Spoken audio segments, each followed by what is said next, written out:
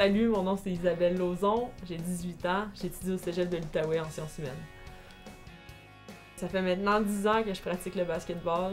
Ma vie roule autour du basket. Je planifie mes sorties, ma famille s'adapte avec mon sport. Je vois moins mes amis, je mange en fonction du basket, je dors en fonction du basket, j'étudie en fonction du basket, donc c'est mon mode de vie. J'ai un emploi l'hiver, je surveille les patinoires à l'extérieur pour la ville de Gatineau.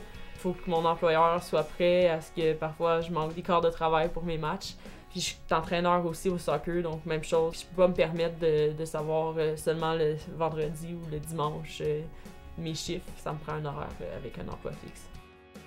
Ma cousine est une coach de basket à Saint-Alex. Je baigne dans le basket depuis que je suis toute petite, là. Elle est beaucoup plus vieille que moi. J'avais un panier à l'extérieur, commence à lancer un peu avec ma cousine. On commence à avoir un peu la piqûre pour le basket.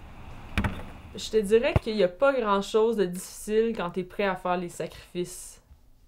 Si tu n'es pas prêt à sacrifier ton temps de qualité avec ta famille, tes amis, ça peut être difficile pour toi. Si tu n'es pas prêt à faire les sacrifices de la nourriture, ben ça peut être difficile pour toi. Mais quand tu sais que t'aimes ça puis que tu veux le faire, tu t'impliques à 100%, moi, c'est juste du plaisir que j'ai. J'ai eu une période de réflexion l'année dernière, à la fin de la saison. Au milieu de la saison, j'ai dit à mes amis, moi, j'en reviens pas l'année prochaine.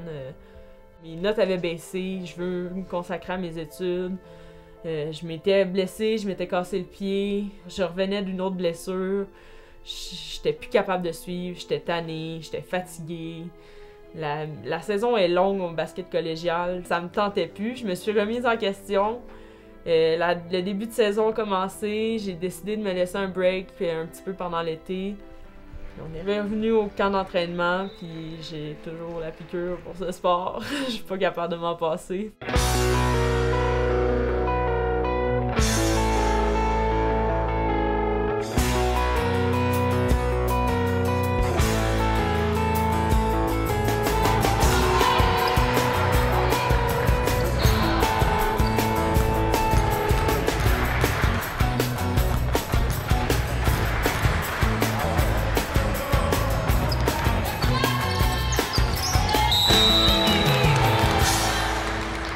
Québec, c'est notre deuxième tournoi de la saison. En allant à Québec, on a la chance d'affronter des équipes de Nord-Est qu'on voit pas pendant la saison, à part aux provinciaux. Donc, il y avait des équipes qu'on a jouées en début de saison l'année passée, qu'on a affrontées en demi-finale puis en quart de finale aux provinciaux. Ça peut être un plus des fois, on connaît les filles.